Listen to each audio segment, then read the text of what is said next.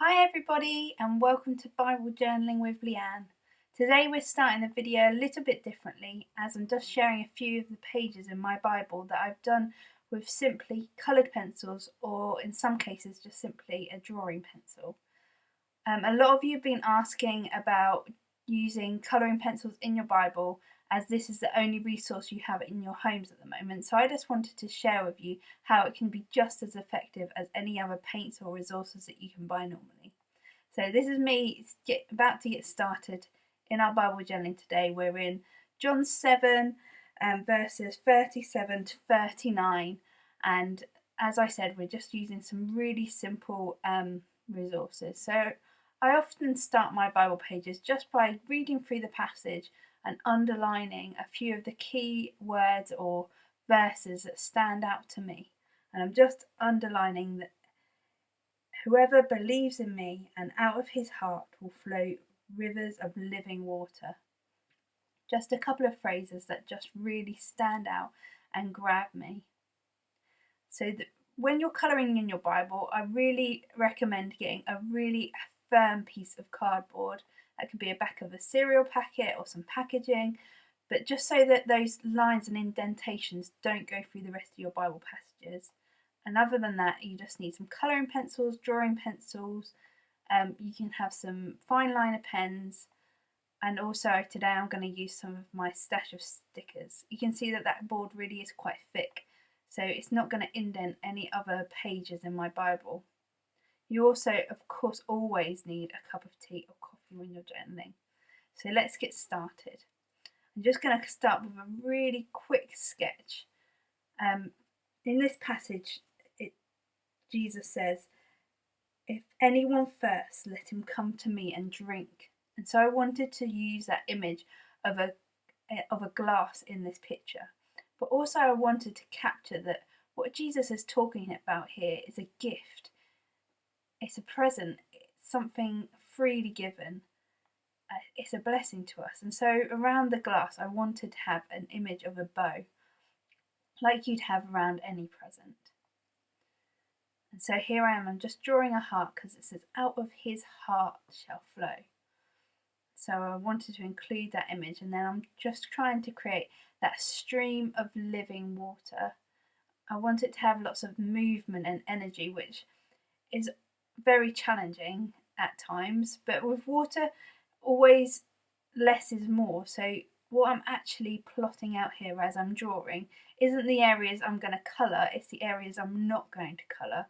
So those areas that are going to be white space, left clear, because it's the areas that you colour around it that kind of bring the water to life. Because obviously it's transparent and that's always hard to draw. So it's not about what you're drawing, but about that image that you're trying to capture, that movement, that it's that aspect that I'm trying to draw and colour. So I'm just plotting out the colours for my pencils. I always try to use at least 2 or 3 shades when I'm using colouring pencils, just to build up the texture and movement within the image. When you're working with colouring pencils, always just start really lightly. You don't want to press hard or firmly. You can always build up more layers of colour and make the colour deeper and richer, but you can't take back any harsh lines. So I'm just going over and over the same area, building up the colour, and then I'm just increasing the area that I'm colouring in very gradually, turning my pencil around, trying to keep that sharp point and giving that graduation of colour. I'm now going in with a slightly deeper tone, still within those pinks and purples though. And I'm going to layer that partly over the top of each other and partly into new areas, just so that there's that kind of effect of a gradient of colour rather than just a flat colour over the heart. Because from this heart is where the water flows from, and so there's movement within it. I don't want it to be just a flat image, I want it to have that movement. So the colour's going to gradually change as it gradually draws towards that more blue colour of water. Going in with a more purpley pink now, and again, oh sorry, I had to dip out there to help my daughter on the iPad. Sorry about that. So I had to go back in with the purple and just gradually building that, always in the same way, slightly overlapping, slightly going back over what I've already done, just building those colours, gradually getting that depth in there before I go in with the blue. And that's just going to really create that movement over the heart to show those streams of living water. So if we go a bit more into our Bible passage, let me just read it to you. On the last day of the feast, the great day, Jesus stood up and cried out, "If anyone thirsts, let him come to me and drink. Whoever believes in me, as the scripture has said, out of his heart will flow rivers of living water." Now this he said about the Spirit, whom those who believe in him were to receive. For as yet the Spirit had not been given, because Jesus was not yet glorified. And so here we have Jesus at the last day of a great feast, surrounded by loads and loads of people from all different walks in life, all different backgrounds. Some of them will have celebrated and been pleased to hear what Jesus announced, and others were angry. And this alerted them to Jesus' presence and what he was up to and what he was about, why he'd come and what his purpose was. That he wasn't someone who was simply there as another Jewish member of the family, but that he was there with a new message, a message from God, a message that would change the lives of everyone who chose to encounter it. And so this passage is one at the time that really brought around division. But as we read it now and understand the Spirit's impact on our lives, it has a more hopeful message. It talks about the gift to come, about the streams of living water, about hope. And so I really wanted to capture that essence, that hopefulness in this image. So I'm just drawing the water. I'm using more than one shade of blue, different shades of blue, but also really being careful to make sure that I leave those white spaces, because it is in those areas that this picture, this image is really going to come to life. Those areas of white. So I tend to outline the area first and then colour around the area. Always trying to just keep my pencil marks really light, because I can always go back and create more depth to the colour, but I can't take it away once I've put it down. And then with each colour of blue, I go back into the other colours that I've already used just to create that depth. So there isn't areas with just solid patches of blue, but that all the colours intermingle with each other. So the glass is starting to fill. And that's the promise, isn't it, that Jesus is offering here, that we will start to fill with his Holy Spirit. That as we start looking towards Pentecost now, we have an opportunity again to be reminded just how much Jesus wants to fill us with life-giving water, with the Holy Spirit, who's going to equip us, especially in this time and season, in a way that we would never be able to cope with on our own. It is truly a gift to walk our lives with Holy Spirit's power. This season is really, really hard. It comes out of nowhere and takes hold of us.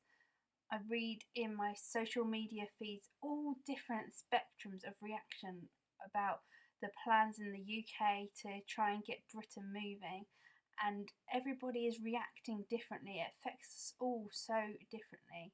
You see so much pain and hurt and discomfort and fear. And yet, living the Christian life, we don't have to go through all those things on our own. We have Holy Spirit's power there within us, walking these journeys with us. It truly is a gift to not have to walk through these seasons blindly, but knowing that we can trust in God and that we can do this with him. It doesn't make it easy. There's nothing about this that is simple, but we're not on our own, and there is a hope within this situation that we can draw on his power and strength and have a real positive influence in the lives of our families, of the lives of our friends and neighbours. And so as I was just adding these colours into the ribbons, I wanted to add the colours back into the water too. I keep thinking about those rainbows that we've all got in our windows, that image of hope. It is one we need to keep drawing on and keep going to the source of all hope in Jesus. So I'm just going back over this cup now, just trying to give it a bit more of a 3D feel, using a really pale grey pencil to just give some light shading around the outside, not in any particularly orderly way, just in random places. And then I'm just trying to create some highlights, some reflection in the glass with the white pen. This white pen doesn't work very well, so I have to try a few times. I always find my white pens only last for a certain amount of time before they give up the ghost. So I have to go through a few before I get those highlights, but they're always worth it when they come in the end and just lift an image. So now I'm just going to outline what I've done, but not in a harsh, thick, black, cartoony line. I'm just using the finest pen I have and just sketching some details in, just trying to lift the image off the page. I have to apologise here. I'm afraid my phone ran out of memory and so I jump a bit. I hadn't realised that the feed had cut out. So all I've done in the meantime is just map out how I want my lettering to look. I always just create myself a little guide before I go in with pen with my lettering, because I'm prone to making mistakes and my spelling is pretty terrible, and it's always best just to have that confidence of knowing where the letters are going to fall and how the page is going to shape up. So I've used some stickers and some hand lettering on this page. I really encourage you not to shy away from using your own handwriting in your Bibles. It's so special the way our handwriting looks. I know some people really hate their own handwriting, but it is so important that your Bible reflects you and your journey. And when you go back and look at those images and those pages, that you see a reflection of who you are in Christ and not just stencils and outlines. I used to try and keep my entries really, really neat, but now I've learned to embrace the fact that my hand shakes. There's nothing I can do about it. I can sometimes go through and neaten up some of my wobbles, but at the end of the day, if you've got a shaky hand, you have to embrace it. So when I outline stickers and drawings, I always try and make it a really sketchy kind of outline. And then when I'm doing my hand lettering, I have to lift the pen off really frequently in order to give my hand a little bit of a shake. And I often have to go over some of the lines, especially some of those upstrokes. That's where my hand seems to really shake. But it really doesn't matter. It isn't about creating something that is perfect. It's about creating a memory, a time just spent with Jesus in his word. And over the last 5 years as I've been journaling, I can tell you that I remember these times that I've spent with God so clearly. These images that I create in my Bible just help me to remember the time I've spent with him, the things I've studied with him, the prayers I've prayed. I've got a record of the times when I've prayed and cried out to God and written it into my Bible, and then he's answered me. And it is incredible to look back on. Some people add dates into each entry of their Bible journaling just so that they remember the time. And I would encourage you, if that sort of thing is important to you, to always date your entries. It's not something that I do. I have dyscalculia, can't even say it, and my numbers jump around like anything. So adding numbers only makes me very confused. But if that is something that is going to really help you, you can add a date onto your entry each time you write it, and it will just help you remember the season that you were going through and why you were creating in the way that you were. So here I am just finishing off these bits of lettering. It says, out of his heart will flow streams of living water. And that is our message, and that is our hope in this season, that even though we're walking through these really dark times, scary times where things are uncertain and unsure, and even as talk comes about getting things back to normal, this normal is going to be different. It's that catchphrase we keep hearing, isn't it? The new normal. And it's something that people have always talked about as they recover from grief. Because when we lose somebody, we don't ever get the same life back again. Our lives change. And that's what's happening now. We've lost people, we've lost events, we've lost time together. And as we grieve together, things are going to look different. But that's okay, we've got hope, and Jesus is walking this time with us. And so I just encourage you to spend some time with him today. Bye for now.